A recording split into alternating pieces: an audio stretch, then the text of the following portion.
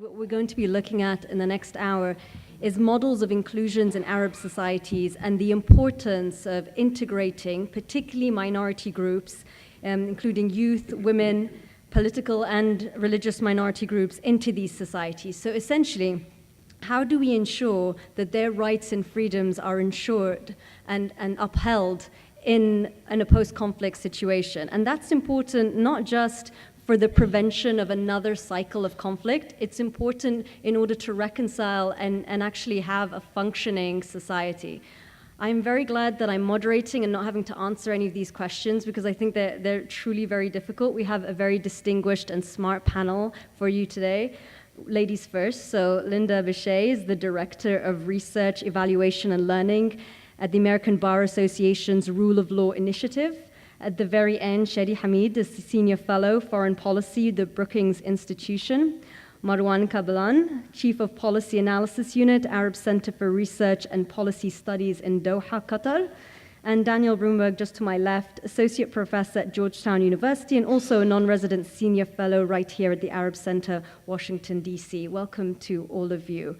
And let's kick off with Linda. Linda, go ahead. I'm assuming this works now. Yes, thank you very much, Shireen. I work for an organization of lawyers, so I have to start with a disclaimer. My remarks are my own personal views and not those of the American Bar Association or the Rule of Law Initiative. And that's okay with me because actually I'm drawing for these remarks on other parts of my experience and not so much my more recent work in rule of law and development programming. This is a huge topic, and I really wasn't sure how to begin. And I thought, you know what, why not begin with my own views, with identity politics as I have studied them. I wrote a graduate thesis on the politics of identity and secession, and it occurred to me that here I am in a room full of people asking questions about the Arab world, committed to the Arab world, interested in and part of, perhaps some of you, the Arab world. And yet here I am, the daughter of an Egyptian, growing up speaking Arabic, but he spoke Arabic, but not so that I do, and not feeling Arab myself. And why is that? So I start my remarks with the question of why is it that I grew up, daughter of an Egyptian with this kind of heritage that should make me feel Arab, and yet I don't. And part of that is that my father did not really feel accepted as a member of the Arab world and the Arab community in Egypt as a Coptic Christian. And even though someone who taught Arabic language to other people's children, he always felt that he was not fully accepted as someone of Arab heritage. And I don't think that necessarily has to be true. For me, and my starting point for these remarks and the idea of inclusivity and a broader, more pluralistic Arab identity is that the Arab world is plural now. It is plural already and has been for some time. There are 22 countries, 400 million people, a very large geographic, cultural, and historical spread, multiple religions and languages, very distinctive histories, and so on and so on and so on. And there's no reason why the Arab world shouldn't be seen as plural. What is keeping the Arab world from acknowledging its multiplicities? Why does it have an exclusive view or concept of what Arab identity is about and not an inclusive one? And so that's what I try to explore and what I've been thinking about since I was asked to be on this panel. For me, and of course I see this nestled within earlier topics in this conference about conflict. One of the reasons why it might be desirable to try to transform notions of Arab identity is that exclusive notions of Arab identity are driving conflict and will continue to do so. I saw this very clearly in a lot of the work I've spent years working on Sudan. Of course, Sudan is now two Sudans, largely because of the exclusivity and the violence driven by that exclusivity of the Bashir regime's concept of Arab identity and its plan to Arabize the South. And it was more than just bringing Arab culture to the South. It was actually maintaining a sense of exclusivity and who was in and who was out and who was truly Sudanese.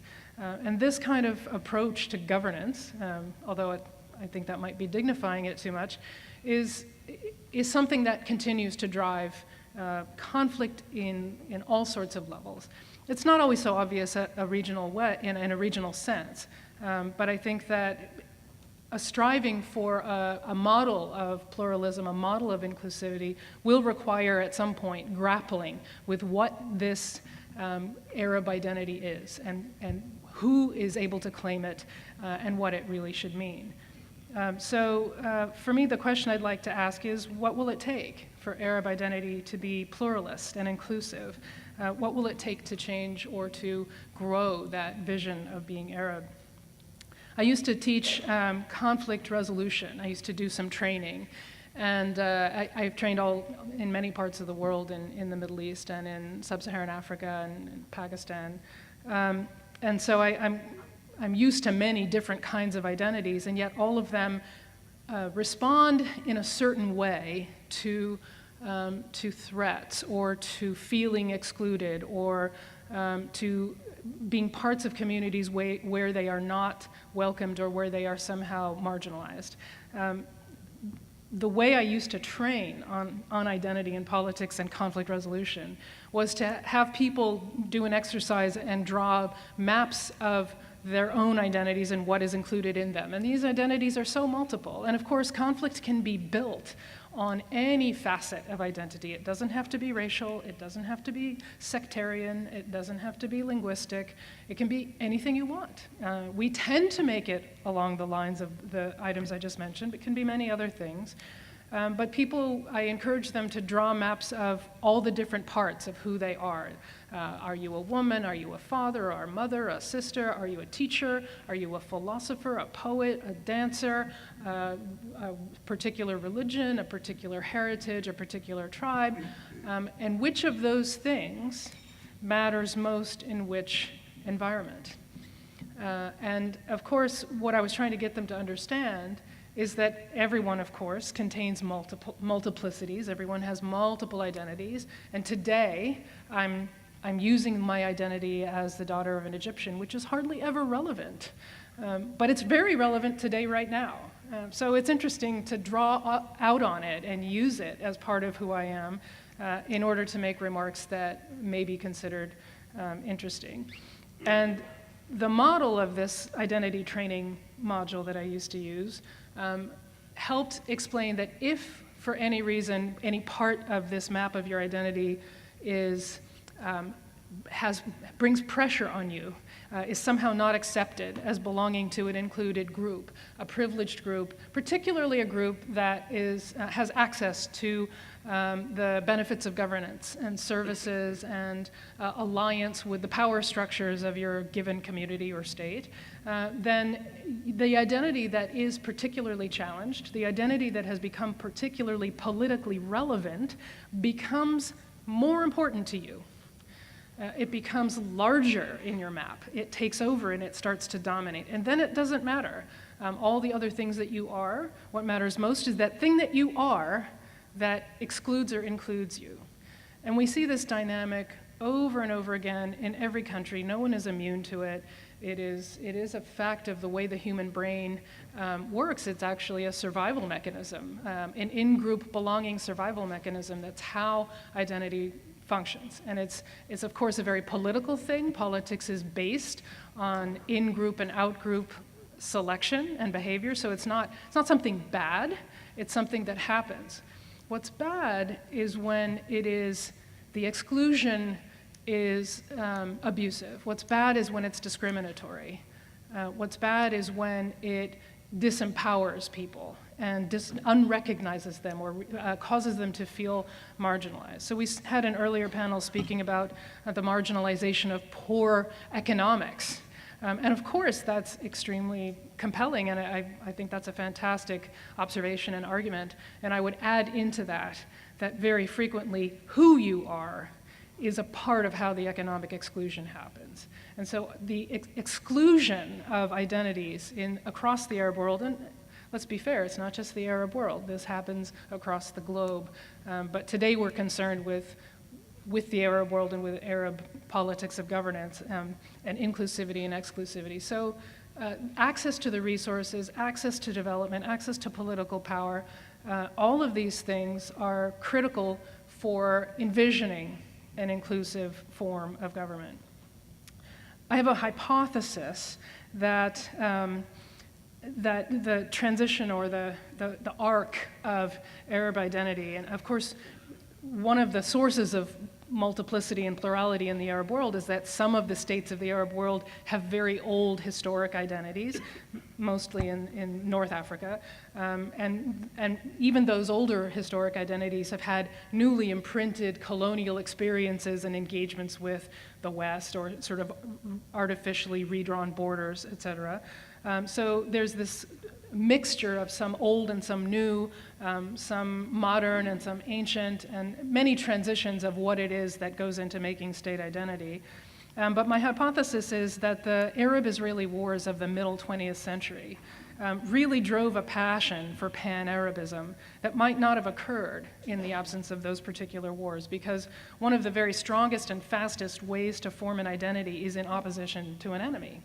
And this can be real in the context of a fight for a war that defends you and your ability, your right to exist. But it can also be in the context of artificially invented enemies, and we see the dynamics of artificial creation of threat happening on a regular basis today.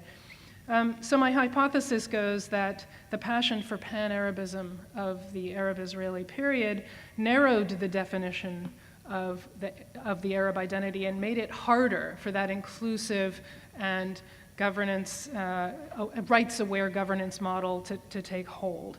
And so heavily militarized responses to the anti-Israel security dynamic led to a serious set of political grievances. And I think that the recent, well, it's not so recent, really, but that what we saw, what we have been seeing in the last couple of decades, the rise of Islamist movements, some of them very positive, and some of them quite violent and negative, but basically filling a gap for addressing local needs and services and belonging that the state did not do. Those are all a testament to failed governance.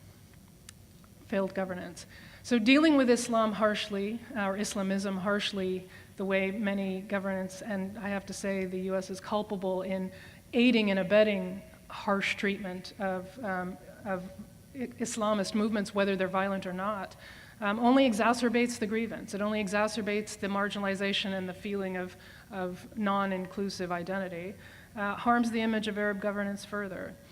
I would posit that one, let's say, expedient political angle for promoting a rights-based, good governance-oriented, inclusive model that recognizes the inherent diversity and plurality of the Arab world would be one that promotes values of rights and protections and speech and accountability and transparency. There are lots of ways to call that. Democracy writ large, not a particular model of it. And that inclusive vision for Arab citizenship would help provide a model in which there is no need for these violent extremist groups to arise and to fill that gap, because the gap is filled by citizens who are included under the governance and the vision of the Arab identity. There's a lot more there. It's a little bit perhaps messy, but I'll leave it at that and look forward to your comments. Thank you so much, Linda, for that breakdown and also for providing that model for us. I know we're going to engage with it later. Also, while you were speaking, I realized that we have a strong Egyptian contingent on this panel. I don't know if that was on purpose, but on that note, Shadi, go ahead. Okay, so I'm going to talk about sort of where Linda left off on the inclusion of Islamist parties and whether we should include them, how and why. And let me just dive right into it. And maybe I'll just start from the premise of strong critics or opponents of Islamist movements and say, I mean, let's say you are someone who doesn't like Islamists, that you think they're really bad, they have really bad ideas, and let's say you think that the Muslim Brotherhood, for example, is as bad as some liberals think Donald Trump is here, just so we have a little a baseline of comparison. So if that is your starting premise, then but you also believe in Arab democracy, then you are, in a sense, required to support the inclusion of Islamist parties. So the hatred of Islamist parties doesn't necessarily lead to thinking they shouldn't be part of the political process. So one thing I would like to do and to kind of argue to you today is that it's perfectly fine to hate political parties that you disagree with for fundamental reasons, because I'm not someone who believes that all humans are the same or that we share the same aspirations. I actually think that dislike, antagonism, and even worse than that is part of the democratic process, and what we have to do is to learn to live with that hatred. And I think democracy, at least for me, and I might differ with some people on this, but a big part of democracy for me is learning how to hate each other peacefully. And if we don't, and I think we might have to start learning how to do that a little bit better here in the US, but it has been a very big issue, obviously, in the Middle East. So but let me unpack this a little bit.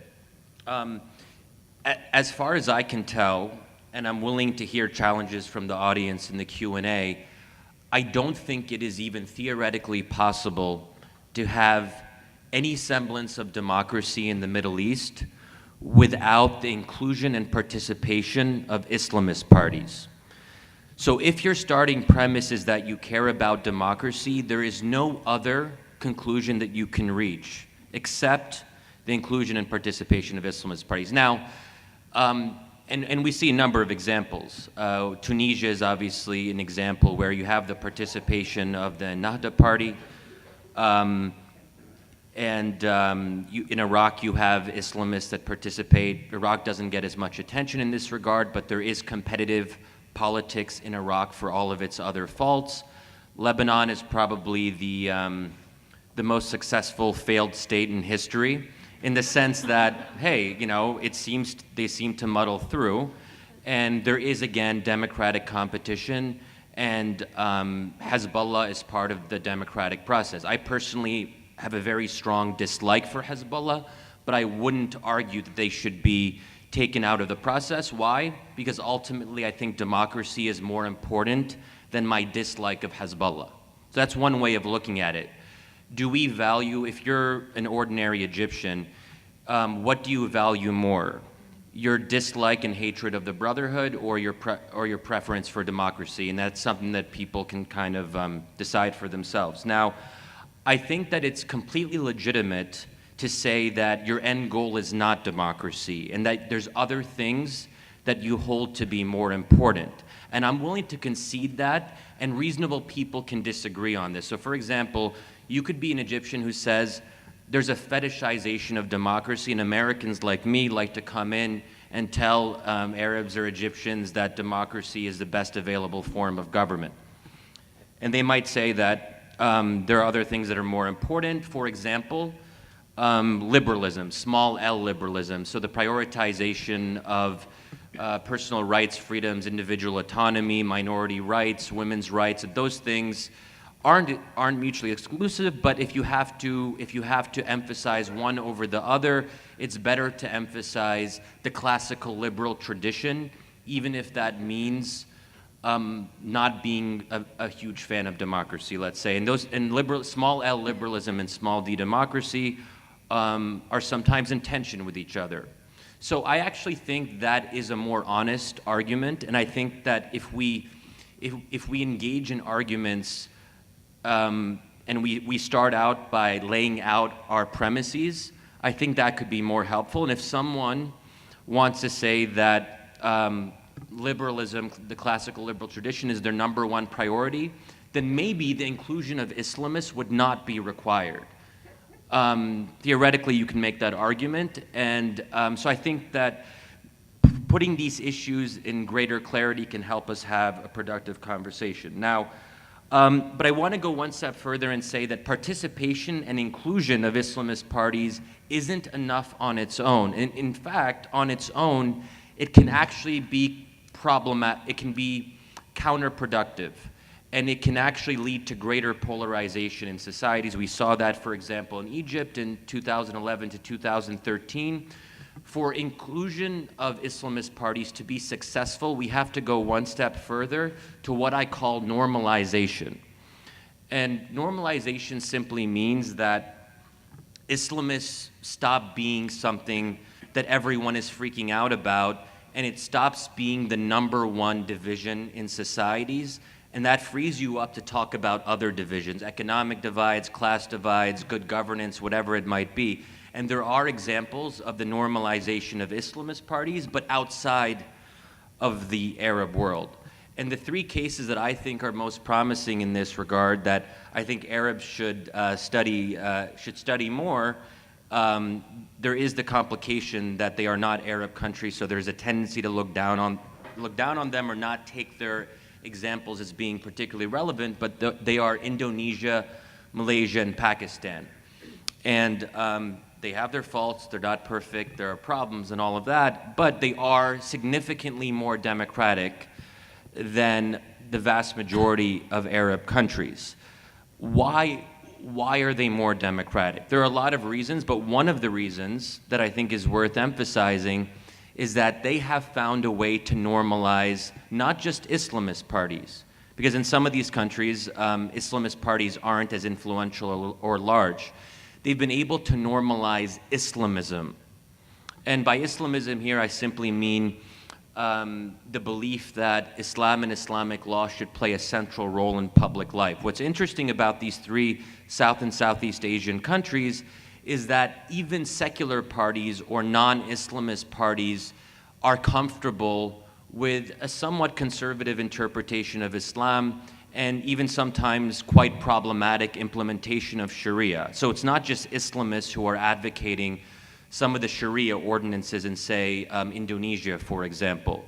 So there's a kind of conservative consensus in the middle, and Islamist parties are a part of it, but also some non-Islamist parties are a part of it. So in other words, it's normal. People have accepted this. It might be bad, it might be problematic, but it's part of the political fabric, and that's no longer something that people are debating every day. They're not debating whether or not to ban the major Islamist parties in any of those three countries.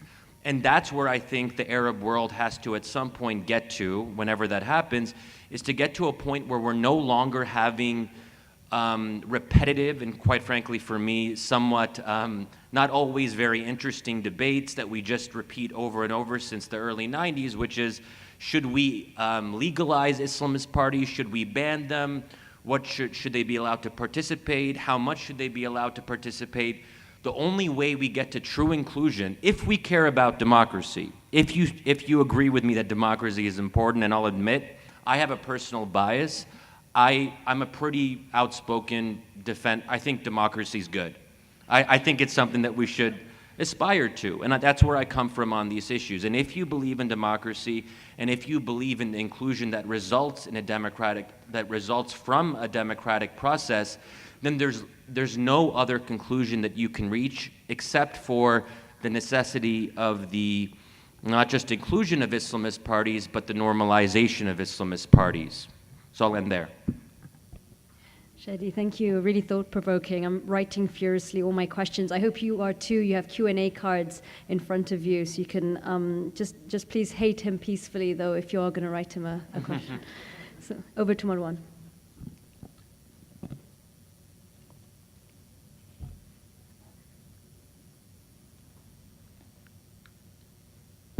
Okay, thank you. First of all, thank you very much, Khalil, for inviting me to this timely event. I'm going to focus in my presentation on the rise of sectarianism in the Middle East. I'll try to answer the question whether it's a symptom or a cause for most of the ills of the region today. And I will be focusing on three key points here. The first one will be dealing mainly with clarifying the phenomena of sectarianism, and the other two about the causes of this phenomena, and I will end by giving few recommendations about how to overcome the sectarian tension, sectarian conflict in the Middle East. My point of departure is, in fact, about the current or today sectarian conflict in the region, which I believe it's quite incorrect and dangerous to describe it or to link it to the 7th century religious and political rivalries. Dangerous because we sort of trying to say that this conflict is very difficult to deal with and there is no way to solve this problem, because how would you solve a problem actually when you have these fanatic sectarian Shiite and Sunni people fighting this war in the region? So I think it's really important to not to link it to the 7th century religious and political conflict. And for me, it was quite unfortunate that even President Obama fell into this trap when he said in his State of the Union address in 2016, and I quote him here, that the Middle East is going through a transformation that will play out for a generation rooted in conflicts that date back millennia. In my opinion, Sunni Shiite sectarian conflict has little to do with the 7th century political or religious rivalries. It's rather a modern revisionist phenomena, mostly a reaction to specific modern day events and problems. Its modern roots can be traced back to the 1979 Iranian Revolution and has been exacerbated by a set of subsequent external and domestic developments. Chiefly amongst them is the 2003 US invasion of Iraq, the 2011 Syrian Revolution, the war in Yemen, and other running Middle Eastern conflicts. So it's few decades old rather than 14 centuries old. In fact, Middle Eastern sectarianism magnifies the failure of state building, state collapse in the Middle East, which begs in turn foreign incursion. So the Iranian Revolution, the 1979 Iranian Revolution, brought to power the first religiously oriented regime in the modern history of the Middle East. Before the Islamic Revolution, secular regimes reigned across the Middle East, including in Iran. Although present in public life, religion was not key factor in Middle Eastern politics before 1979. Indeed, the 1967 Arab-Israeli war may have led to the rise of political Islam as a result of the failure and collapse of Pan-Arabism, but political Islamic movements were not close to gaining power anywhere in the Middle East before the Iranian Revolution. But Iran alone, in my opinion, cannot explain the rise of sectarian tension and sectarian conflict in the Middle East, because the failure of Iran to export its revolution, especially after the Iran-Iraq war between 1980 and 1988, and also we can see that in the 90s there has been some sort of rapprochement between Saudi Arabia and Iran, and even the two countries we are talking here about the leader of the Shiite. This is how maybe Iran would like to present itself, and also the leader of the Sunnis in the region, which is Saudi Arabia. In the 1990s, actually, we saw a rapprochement between the two countries, and the two countries even signed a security pact between them. So Iran alone, in my opinion, cannot explain the rise of sectarian tension, the today rise of sectarian tension and sectarian conflict in the Middle East. So we have perhaps to go and speak a little bit about the US invasion of Iraq in 2003, which removed a key foe of Iran, opened a new window for Tehran to resume its efforts to establish an arc of influence and hence reflect Shiite revival in the region. The rise of sectarian politics in Iraq and later in Syria within the context of the Arab Spring led to the rise of ISIL and other radical Sunni groups. ISIL presented itself as a protector of Sunnis against the rise of Shiite power and Iran's endeavors to establish an arc of influence throughout the region. To contain ISIL and put down Sunni rebellion in Syria and Iraq, Iran contributed to the establishment of Shiite militias. Saudi Arabia and other Gulf states supported Sunni groups, and the war by proxy ensued, particularly in Syria between the two between the two countries. So the rise of Shiite and Sunni sectarian militias, both presenting themselves as protectors of their own people, ignited a Sunni-Shiite war, wreaking havoc across the region. The rise of these groups mirrored the failure of the state in the Arab state in the region and the move from weak states into failed and collapsed states. The removal of Saddam Hussein regime and the dismantling of the Iraqi state, the failure of the post-Saddam ruling elite in replacing it with a state based on the rule of law and neutral in its relation with the different social forces was key factor in the rise of sectarianism in Iraq. In fact, post-US invasion, political system in Iraq was built to mirror and stir sectarian politics in the country. The key posts in the country were divided between the different sectarian and ethnic groups in a way that reflects winners and losers. Sectarian policies of Hizb al-Da'wah, especially under Nouri al-Maliki, killed almost every possibility to establish a state for all of its citizens. In Syria, the use of massive violence by the regime of Bashar al-Assad against what was portrayed as a Sunni rebellion against his rule, and Iran and Iraq's support for his rule, further stirred sectarian violence and led to the emergence of regional sectarian axis in the region. That state in the Arab Mashriq has moved then from being a weak state. What I'm referring to here is actually before the Arab Spring in 2011, we did have a state, but weak state in the Middle East, but then we moved into the failed and collapsed state. So weak state wherein a government provide poor quality public services to its citizens, but can still function as a sovereign entity in regional and world politics and exercise a monopoly of violence within their territories to a failed state or collapsed state. Failed states hardly supply any public services, lack security, discriminate within their countries against classes and kinds of citizens, and other economic opportunity only are given to ruling elites and other cronies. A collapsed state loses control over a huge part of its territories, and the provision of security become private. Within these conditions, sectarian armed militias or non-state actors emerge and thrive. Excluded, marginalized, and vulnerable communities seek protection from private sources because the state, which lost its legitimacy, has no longer or can no longer provide security and public services. These non-state actors seek support from outside against each other. The lines between local conflicts and regional conflicts became blurred.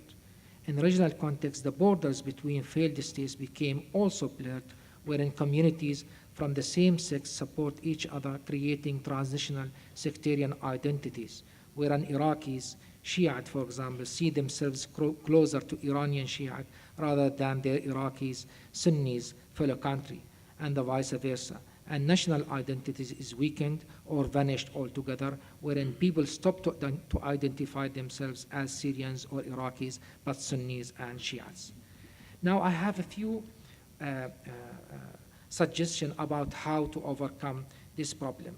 My first one is to characterize the sectarian conflict, as I said earlier, in the Middle East in religious or ideological terms, and refer it back to the early days of Islam. We must understand it, in fact, in its right modern context as a political, economic, and geostrategic conflict, a conflict for wealth and power disguised by sectarian cover, used as a tool to mobilize the masses by the elite or to pursue geostrategic gains by states, in this case, Saudi Arabia and Iran. Second, try and rebuild the state in the Arab Mashriq. Rebuilding the state should focus on the centralization of power, but we have to accompany that by the institutionalization of power. It's not enough to have actually the state try and retain its monopoly over the means of violence, but we need actually to institutionalize power also, which means establishing checks and balances so that the state doesn't become again a tool of control in the hands of the few. It must rather become neutral arbitrator between the different social forces. 3, we need to establish a Westphalian peace in the Middle East so that no country would interfere in the other country internal affairs, and that citizens' loyalty is only for the state, not for any other transitional authority, be that religious or secular. Number 4, this should make it easier to move to more representative democratic regimes in the Middle East, and should help also create regional system to resolve conflict and provide collective security. Finally, this should lead to better development because resources will be devoted to development, not to conflicts. And in my opinion, democracy without development doesn't last for long. That's it. Thank you. Marwan, thank you so much for that. Daniel. Thank you very much. Well, I'm delighted to be here today and join the Arab Center in this wonderful day conference. I've listened very carefully to all the presentations, and I want to, in some sense, frame my remarks in ways that I think are hopefully going to pull some of these ideas together. And I have to say at the outset that I was touched that I'm on the staff, which I really love. I write regularly for the Arab Center, and Khalil and my friends there, and some of them are, in fact, my former students. Time does pass on, doesn't it? So, my main job is Director of Democracy and Governance Studies at Georgetown University, which is the only master's degree program in this subject. If that sounds like a plug, it is, actually. So, but I did want to say that as director, one of the things that challenges me is to separate my own preferences for whatever I think is a better form of governance from the way in which the actors in the region act and what their preferences are. I think it's easy to conflate a discussion of what we think the world should be like versus what the world is like. And one has to separate those out, even though that's not very easy. I'm going to put out a few ideas here, and I think really we want to we want to open up the discussion, so I want to limit my remarks and get through them. The advantage to taking off my glasses is while I can see my notes, I can't see the 5-minute sign in the back. So, first of all, the subject of today's conference is the whole question of conflict, the Arab world beyond conflict. We have terms like post-conflict. I can't understand the term post-conflict, because if Iraq is in a post-conflict stage, I don't know where Iraq is. I mean, so my colleagues, and Linda and I were at the USIP together and always said, what does this mean? Because in point of fact, the point I'm trying to make is conflict is a natural part of the world we live in. And conflicting ideas, conflicting identities, conflicting economic interests, that is a natural part of the world we live in. And it's the job of politics to provide a nonviolent way of structuring conflicts. Conflicts are not resolved, but they're mitigated, they're negotiated, they're contained, and that's what politics is all about. It's not about transcending, with all due respect to Karl Marx, it's not about transcending conflict, it's about managing it in different ways. And I have to say, having put out that basic premise, I think authoritarian regimes and democracies manage and structure conflicts in different ways. It's not simply democracies. They do that. In fact, there are three sort of basic dynamics. One is the containment of conflict, one is the negotiation of conflict, and the other is the suppression of conflict. Democracies attempt to negotiate conflicts and to structure them in nonviolent ways to produce outcomes that are representative. Fully autocratic regimes suppress conflicts, and what I've otherwise called liberalized autocracies, which was in many respects the general model in so many parts of the Arab world, they use a containment strategy. This isn't my term, this was used decades ago by another political scientist, in which conflicts are not wiped out, but they are contained by the authoritarian government themselves and then manipulated. And that brings me to the third point here, which I think really is going to take into account a number of points raised today and also at this panel. I think that one has to recognize that when it comes to identity conflicts and this whole debate about sectarianism, one of the legacies of many Arab states, and particularly the liberalized autocracies of the Arab world, is their effort to focus on a containment strategy whereby different groups were brought into the political arena, allowed to participate, and then manipulated one against the other in order to give regimes room to maneuver. this divide and rule strategy required a certain level of inclusion. And by the way, there's nothing exceptional about this to the Arab world. If you look at Yugoslavia under Tito, you will see exactly Tito pursuing precisely the same kind of strategy in the case of the Yugoslavian state. And this meant that sectarian, religious, secular, ideological conflicts were integrated into the system, allowed some room to maneuver, and then manipulated by regimes. The preeminent example of this was Egypt. It was mentioned earlier this morning that the Islamists were brought into the electoral process in Egypt in 2005. Let's roll that back to 1984, when they participated in Egypt in a coalition with the Wafd Party, and then in '87. And in fact, if you want to look at the birth of liberalized autocracy and the incorporation of Islamists into an authoritarian context, go back to Sadat, because Sadat intentionally, deliberately opened up the arena for the Ikhwan to return as a lever against the left. So what does this mean, this little history lesson? Well, this means that this whole notion of a sectarianization, which obviously was emphasized in '79 with the Iran Revolution, and I work a lot, I have to say, on Iran as well, and it was exacerbated in the ensuing decades. But the sectarianization, the manipulation, the incorporation of identity conflicts was part and parcel about how these Arab states worked in the first place. And so, to me, I was never surprised when, in the wake of the 2011 political revolts, what came to the fore were these conflicts, because they had been institutionalized by these regimes, and when these regimes were weakened, in part or in whole, they came to the fore. They had always been there, and yes, they're not ancient conflicts. They're, in fact, very modern conflicts. They're part of the mechanism of the state.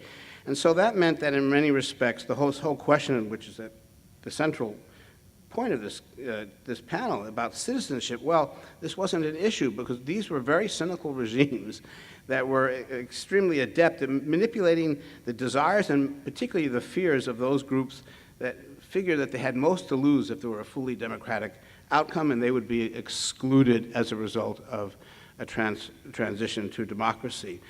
These systems were based on the manipulation of fear. I've called them protection racket systems. If you've seen Don Corleone in the famous Godfather films, you get a sense of how this system worked.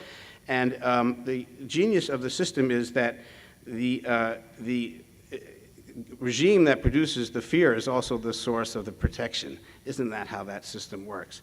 And therefore, those groups that are most concerned about being exposed to the uncertainties of democracy are going to latch on to these authoritarian regimes when they feel political exclusion. And that goes to the next point that I really want to emphasize here, and that is, and this gets to something that Shadi was saying, and I fully support the incorporation of Islamist parties, even though I don't like many of them. But my point is, many of them were already incorporated a long time ago, and were already part of the political arena, had been to one degree complicit in how these systems were running. But the problem in the transition, in any transition, is to create a process by which those groups that most fear political exclusion will be guaranteed certain rights and privileges and certain protections such that they know that as a consequence of an election, you will not be politically disenfranchised. By the way, this fear of disenfranchisement helped to give rise to Trump here in the United States. Certain groups who felt that they were really being marginalized in the political arena, and now the situation is flipped over, whereby those who lost the election when Trump won feel their marginalization. When you have these basic differences in marginalization and exclusion is a possibility, you have a real problem. And I think Egypt is a great example of that, because there were, certainly from the perception of the non-Islamist parties and the secular groups, what they feared most from Morsi, even though I think the fear was exaggerated by the military, which manipulated it, no doubt about it, was political exclusion. And to some extent, if you read Kirkpatrick's book, it's a wonderful lesson on the granular lesson on what happened in Egypt. In many respects, if a lot of the non-Islamist groups ran into the hands of the militaries because the actions and statements of Morsi and his allies created a fear, again, manipulated by the regime, that democratization would result in political exclusion. So you can't recapitulate, if you just recapitulate the old authoritarian identity game in a new sort of way, it's really very difficult to think of any possible road to democratic change and equal citizenship. You've got to create a process by which there is not containment or suppression, but negotiation. And I said in the most recent piece that I wrote for the Arab Center that my perspective is, in terms of Egypt, while the ultimate source of I think the problem lays in the role and power of the military, which is decades and decades old. What is necessary for Egypt is to create some sort of space, I don't know how you do it, whereby those groups that felt most possibly afraid of an Islamist victory can engage in a dialogue with Islamists who are now out of the system and are being suppressed, to find a formula by which they can agree on not a synthesis of Islam and democracy, not some ultimate cultural formula, but a basic agreement on the rules of the game. Because in a transition, you're not looking for some magical synthesis of modernity and tradition and all. I'm not. You can tell I'm not a philosopher in that regard. I don't expect that to happen for a long time, if ever. Look at the United States. Are we producing a consensus definition of American citizenship now? I think that's overemphasized. What you need to talk about are the rules of the game, the guarantees. And the only model that really, or it's not a model, but the only example, they're different. Models and examples are not the same thing. But the only example of this is Tunisia so far, where the Tunisians, which is far from perfect, have demonstrated a process by which you get the leaders together and they negotiate a political pact or some sort of understanding that provides guarantees, perhaps too many, to those who most fear exclusion, that the new order will be democratic and inclusionary. And that, of course, means often, or if not always, including elements of the ancien regime. They can't be excluded either. We're not talking about democratic revolutions, we're talking about transitions. They're not the same thing. And I think that kind of process is obviously, the big failing, if I look at the Arab world after 2011, and I spent my career talking about the creation and sustaining the mechanics of autocracy, and then 9/11, I'm sorry, and then the Arab revolt occurred, and I was pulled up and hauled among many friendly groups. My friend Steve Heidemann joined me, and we were said, well, you guys have been writing about autocracy all these years, and look, we have this democratic revolution, and X years later, here we are. The robustness of these institutions are quite extraordinary. To play and recapitulate this old game of containment, it's really quite remarkable how many regimes have been able to do this. So I think you need to find some way of creating a space for political leaders to begin to think about an alternative. I see the word time is back there. I'd be happy to talk about specific ideas I have for that, because I think that ultimately what's necessary is to talk about leadership and agency and not overemphasize the structural point to the issues or factors to the point in which we can't talk about how leaders themselves can change the current reality. Thank you.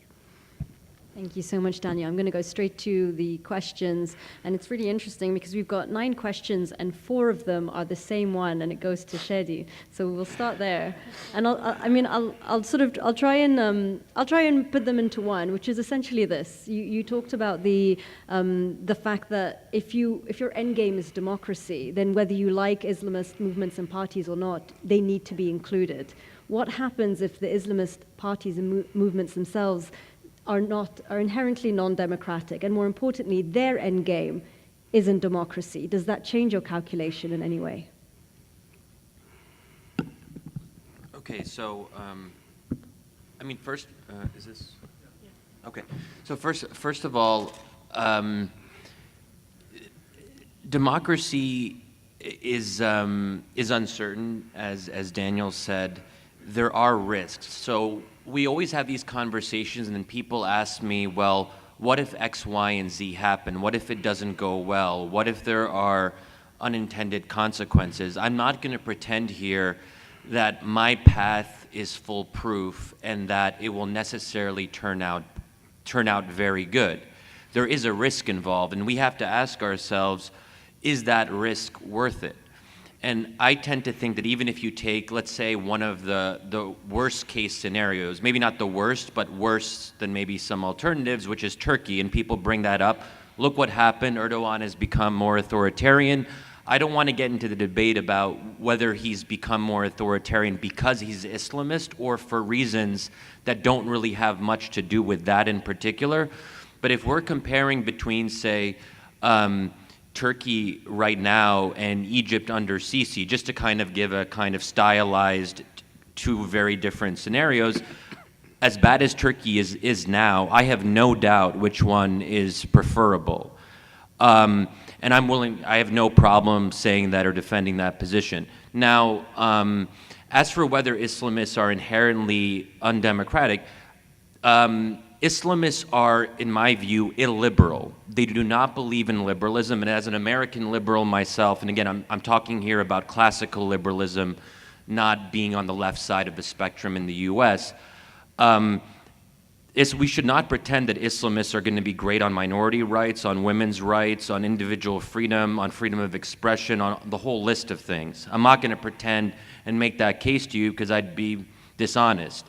That said, people also accused me of having a soft spot for Donald Trump for similar reasons.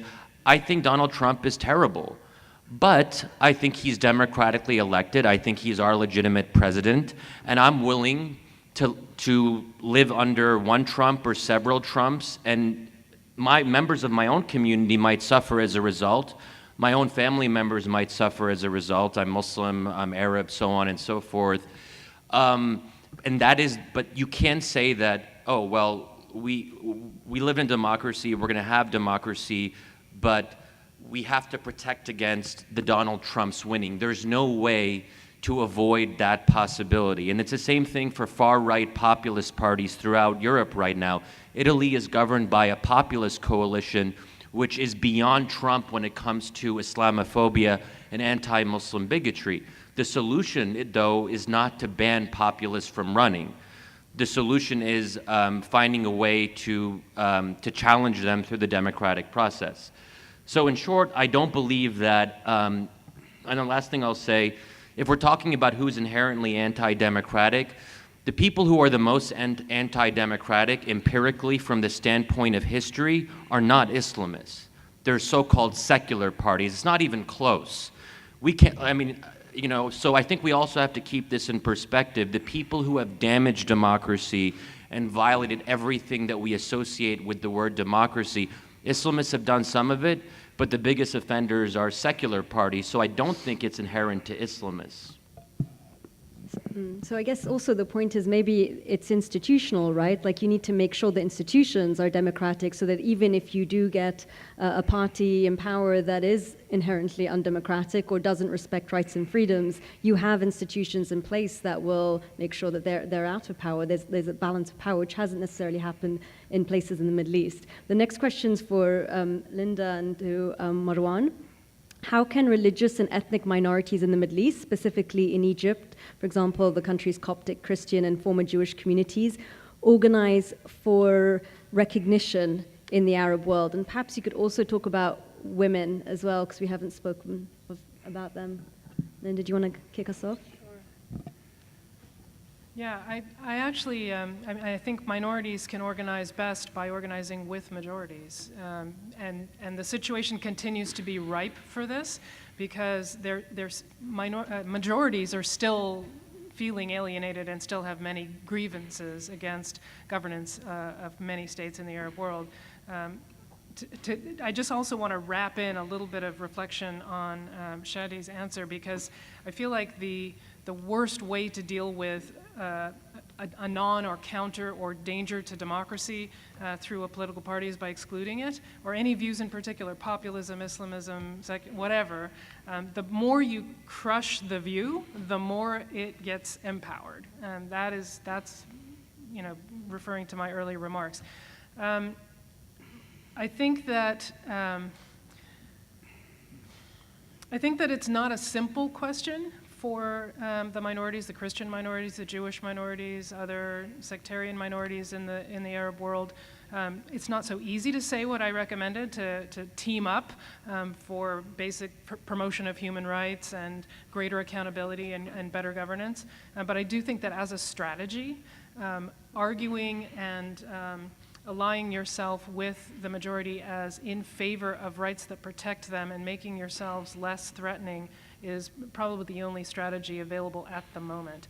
You could almost make an analogy to the role Arabs now find themselves in America, in the United States, right? They are a minority, they are particularly feared through no fault of their own, and they have to pursue some strategies about how to make themselves less threatening to the rest of American society. And I think that some of the more successful strategies are the ones in which Arab communities volunteer in cases of natural disasters. They're at the floods, handing out food and offering shelter. They're banding up together in interfaith programs in local communities with clerical leaders are banding together. I think that offering collaborative models of citizenship is the best way forward for minorities. I actually had a pithy little comment about the role of women in the Arab world that I was intimidated by the time cards into not mentioning, but I'll say it now. And that final thought on the oppressed Arab women cliche, which is very prevalent and easy to sort of promote, given the sort of visual images we all have of the Arab woman that seems so unfree and constrained. I think that cliche says a lot more about Arab men than about Arab women. It says that Arab men aren't free to empower women. Their own cliches of masculinity constrain them from just acknowledging what women bring to their communities and societies. We heard the economic argument. Of course, there's a social cultural argument. Inclusive citizenship should allow men and value men who value women. And I very much have noticed in my life, and I've been at conferences about the importance of promoting women, strong women in leadership, and we've had long conversations, very serious conversations about whether we need to just promote women numerically so that they are all there and visible, and we have a lot of care not to have males in conferences like this one, and that's good, but it's not enough. You actually need the men to be part of that conversation, and I would give me a male boss who's behind me every time, rather than just a female boss who's there being a female and that's it. I want someone who's going to be a good boss. That would be my remark. Thank you, Marwan and Daniel. We have a little bit of time. Thank you. Well, I think we shouldn't be accepting or talking about ethnic or religious minority in the first place. I think there shouldn't be, when we talk about minority and majority, I believe we should be talking only about political minority and political majority, not in terms of ethnicity or religion or sect. And I think the major failure of the Arabs over the past 6-7 decades after gaining independence was the failure in establishing a state that is neutral in its relation to its citizens. We miserably failed to build a state of law in the Arab world, the state which is for all of its citizens. This is why we are having this sectarian tension and sectarian conflict in the Arab world, when, as I said before, when we have people are making allegiance to authorities that is outside the boundaries of their own national state. So this is something that we should really be trying to address in the Arab world, because without building the sort of national state which is, as I said, neutral in its relation to its citizens, we are not going to get out of this problem that we are having right now in the Arab world. These have been very interesting interventions. I want to say something about this question of exclusion, inclusion, and the neutral state. Now, look at Morocco for a minute and consider the history of the Mudawana, the revision of the personal family law there. There were women's groups who were secular, who wanted a dramatic revision of that law in their spirit and their cultural traditions. There were Islamists. Ultimately, who decided the revision of the law? The king. Because the secular women's groups, as democratic as they were, could not assume that a fully democratic election would produce an outcome by which their interests would be protected. So Democrats will act in an illiberal way if they feel political exclusion. Any group, a political minority, if one wishes to call it, will do precisely that, and you can't blame them because there's always the fear that you will find yourself with the short end of the stick. And that is often the case for secular women's groups in the Arab world, that they are not convinced that a fully competitive environment will necessarily protect their interests. So if we want a neutral state that's also going to be a democratic state, we have to find ways of establishing those protections. Thank you so much. Do we have one more question? Okay. What was the role, or what is the role even, of the GCC in the exclusion and inclusion of citizenship in Arab societies? Who wants to take that one? Marwan, I feel like it's all yours. I think in the Gulf countries, actually, it's very difficult to talk about any sort of, it's very difficult to talk about political minority and political majority in the Gulf states because in the first place, the whole system doesn't actually allow for that. When we talk about the Gulf states, it discriminates against everybody that is not considered citizen by the state itself. So I think, and all of these regimes actually, they don't claim to be democratic in the first place. So I think the Gulf states are unique in this sense. But I think there is a very slow maybe movement towards improving the state of human rights in these, because there is a huge external pressure on these countries in order to move perhaps towards more accepting the norms, international norms of human rights, especially concerning the huge communities, foreign communities, which is actually working in these countries. But I think it's a very difficult situation right now in these countries. But I think, as I said, gradually things will be perhaps going in the right direction. Maybe before we close, as we're sitting here in the capital, I can ask this very last question to whoever wants to answer it. What are the motivations, do you think, behind US policy in reinforcing sectarianism and framing conflicts as religious or ideological? Obviously assumes that that's what's happening. Well, I'll admit that I'm no fan of President Trump to begin with.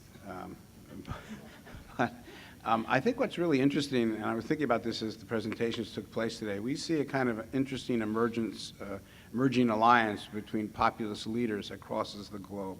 So we see Trump backing bin Salman in Saudi Arabia, and the leader, and Bibi in Israel, and Bibi goes to Europe and he meets with the populists, and strangely, or perhaps not strangely, he has no trouble working with them. So there's a kind of emerging global alliance that's taking place that is facilitated by our current president, and in which these notions of exclusionary politics based on exclusion, racism, anti-Semitism, anti-Arabism, anti-Hispanicism are echoed in these global alliances. And it's extremely disturbing when the U.S. president not only makes that the model for the United States and exploits the democratic process in the name of a majority, which he doesn't actually represent, to do that, but then the notion of fake news and everything else is exported overseas and emulated by his political allies.